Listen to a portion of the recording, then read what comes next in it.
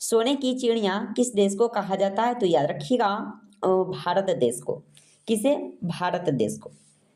इनकी option number C हो जाएगा बिल्कुल सही जवाब। अगला क्वेश्चन है दोस्तों, अगला क्वेश्चन देखिएगा। चोरा चोरी कांड भारत के किस शहर में हुआ था? चोरा चोरी कांड भारत के किस शहर में हुआ था? तो याद रखिएगा गोरखपुर शहर में। कहाँ? गोरखपुर शहर में।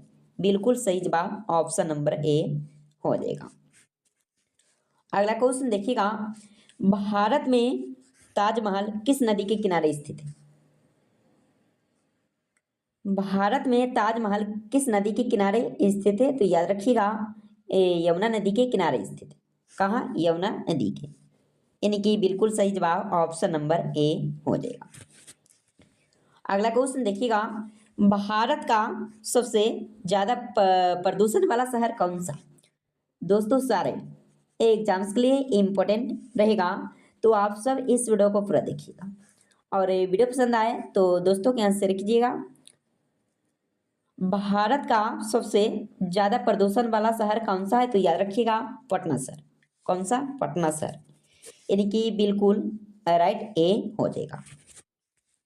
अगला क्वेश्चन है मच्छर की उम्र कितने दिनों की होती है? याद रखिएगा मच्छर की उम्र कितने दिनों की होती है? तो याद रखिएगा 10 से 56 दिन की। यानी कि ऑप्शन इसका डी हो जाएगा। अगला क्वेश्चन है भारत के किस राज्य में सूर्योदय सबसे पहले होता है? याद रखिएगा इस प्रश्न के आंसर आप लोग भारत के किस राज्य में सूर्योदय सबसे पहले होता है? तो याद रखिएगा अरुणाचल प्रदेश। कहाँ? अरुणाचल प्रदेश। ऑप्शन नंबर इसका बी हो जाएगा। अगला क्वेश्चन है भारत का सबसे बड़ा शहर कौन सा? याद रखिएगा दोस्तों सारे क्वेश्चन इंपॉर्टेंट रहेगा, तो आप सब इस वीडियो को एंड तक देखिए और वीडियो पसंद आए तो दोस्तों के यहाँ शेयर कीजिएगा। और दोस्तों इस वीडियो में टॉप 100 जीके जीएस कवर करेंगे। कितना? 100 जीके जीएस। तो याद रखिएगा सारे क्वेश्चन का आंसर आप लोग भारत का सबसे बड़ा शहर कौन सा है? तो याद रखिएगा मुंबई शहर। कौन सा शहर? मुंबई शहर। यानी कि बिल्कुल ऑप्शन इसका ए हो जाएगा। अगला क्वेश्चन है पूरी दुनिया में कुल कितने देश है? याद रखिएगा पूरी दुनिया में कुल कितने देश है? तो पूरी दुनिया में पूछा जा रहा है, तो याद रखिएगा 195 देश। इनकी ऑप्शन डी हो जाएगा। याद रखिएगा बिल्कुल सही जवाब ऑप्शन इसका डी हो जाएगा। अगला क्वेश्चन देखिएगा भारत का सबसे लंबा नदी कौन सी? तो याद रखिएगा गंगा नदी भारत का सबसे लंबा नदी है। याद रखिएगा। अगला क्वेश्चन है भारत की सबसे चौड़ी नदी कौन सी है?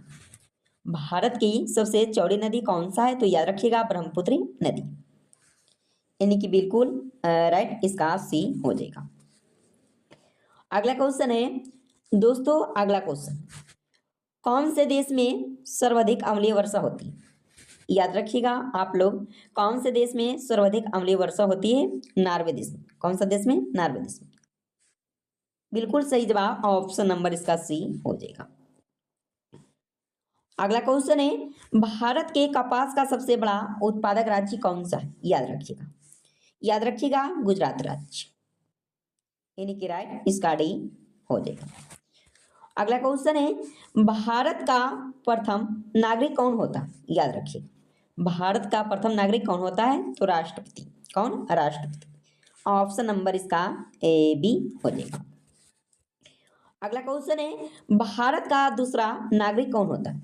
याद रखिएगा भारत का दूसरा नागरिक कौन होता है? उपराष्ट्रपति। यानी कि दूसरा नागरिक होता है। बिल्कुल सही जवाब डी हो जाएगा। अगला क्वेश्चन है भारत का तीसरा नागरिक कौन होता है? याद रखिएगा प्रधानमंत्री। तीसरा प्रधानमंत्री। ऑप्शन नंबर इसका ए हो जाएगा। अगला क्वेश्चन है भारत के किस राज्य में सबसे पहले सूरज निकलता? ऑप्शन है मध्य प्रदेश, केरल, चेन्नई, अरुणाचल प्रदेश। याद रखिएगा अरुणाचल प्रदेश में। कहाँ? अरुणाचल प्रदेश में। बिल्कुल सही जवाब ऑप्शन डी हो जाएगा।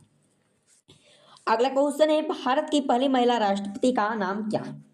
सारे एग्जाम्स के लिए इम्पोर्टेंट रहेगा, तो आप सब इस वीडियो को पूरा देखिएगा।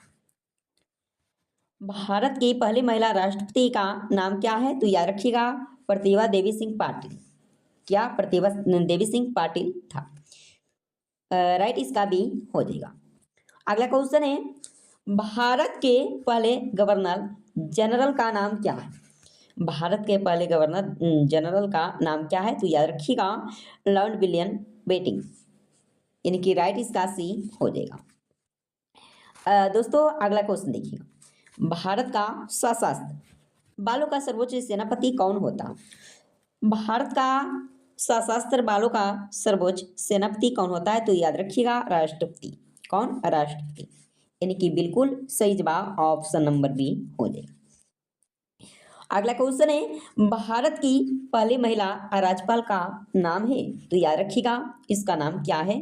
तो सरोजिनी नायडू, यानी कि आपका बिल्कुल सही जवाब ऑप्शन नंबर ए हो जाएगा। अगला क्वेश्चन है, तिब्बत में किस नदी को सांगपो कहा जाता है? तिब्बत में किस नदी को सांगपो कहा जाता है? तो याद रखिएगा ब्रह्मपुत्र नदी को। किसे? ब्रह्मपुत्र नदी को। याद रखिएगा आपको बिल्कुल सही जवाब बी हो जाएगा।